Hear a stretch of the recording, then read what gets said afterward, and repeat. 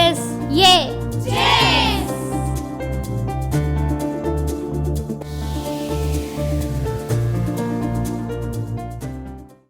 రెండవది శాస్త్రీయమైనటువంటి సేవ. శాస్త్రీయపరమైనటువంటి ఒక సేవ మనం చేయాలి. శాస్త్రీయపరమైన సేవ చేయడం అంటే ఏంటో తెలుసా బిడ్డ? మీ అమ్మ నాన్నకు నువ్వు చూపించేటువంటి గౌరవం బిడ్డ. ఇది ఏంటో తెలుసా? శాస్త్రీయ మంచి విద్యను నేర్చుకోవాలి. ప్రతి ఒక్కరు స్కూల్కి వెళ్ళాలి, కాలేజీకి వెళ్ళాలి, యూనివర్సిటీకి వెళ్ళాలి, గ్రంథాలయంలోకి వెళ్ళాలి. శాస్త్రీయపరమైనటువంటి, విజ్ఞానపరమైనటువంటి, తత్వపరమైనటువంటి అంశాల మీద సమాచారం సేకరించాలి, జ్ఞానాన్ని సేకరించాలి. విజ్ఞానవంతుడికి కావాలి, విద్యావేత్తవు కావాలి. నువ్వు ఆలోచించడం నేర్చుకోవాలి, ప్రశ్నించడం నేర్చుకోవాలి. నువ్వు ప్రతిదానికి ప్రశ్నించడం నేర్చుకోవాలి. ప్రశ్నలు 7 రకాలుగా ఉంటాయి బేట. ఈ 7 రకాల ప్రశ్నలు నువ్వు నేర్చుకోవాలి.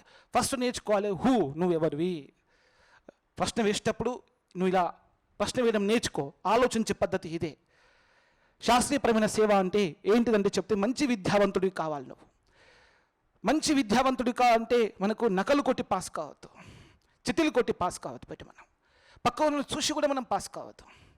పుస్తకమును చూసి నేర్చుకొని, దాన్ని అభ్యాసం చేసి, శిక్షణ తీసుకొని, అవసరమైతే సాధన చేసేసి, శ్రమించి, దాన్ని గుర్తుంచుకొని, ఆ అర్థం చేసుకొని, అందులోపల నిష్ణాతుడివై, నిపుణుడివై, నైపుణ్యత చెంది, నువ్వు చక్కగా జ్ఞానవంతుడివై పరీక్ష రాసి పాస్ అయ్యి యోగ్యతను సంపాదించి ఈ సమాజానికి సేవ చేయడం కోసం నువ్వు రావాలి. ఈ మానవ జాతికి సేవ చేయడం కోసం నువ్వు రావాలి. ఈ ప్రకృతికి సేవ చేయడం కోసం నువ్వు రావాలి. ఈ దేశానికి సేవ చేయడం కోసం నువ్వు రావాలి. దానికోసం నువ్వు ప్రయత్నం చేయాలి.